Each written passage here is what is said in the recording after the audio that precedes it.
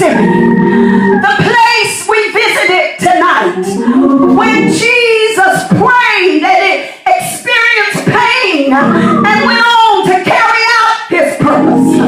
Let's call that the Garden of Destiny. So we have the Garden of History and we have the Garden of Destiny. But I want to tell you about one more garden. It is the garden of the tomb of Joseph of Arimathea, the rich man, a secret disciple of Jesus.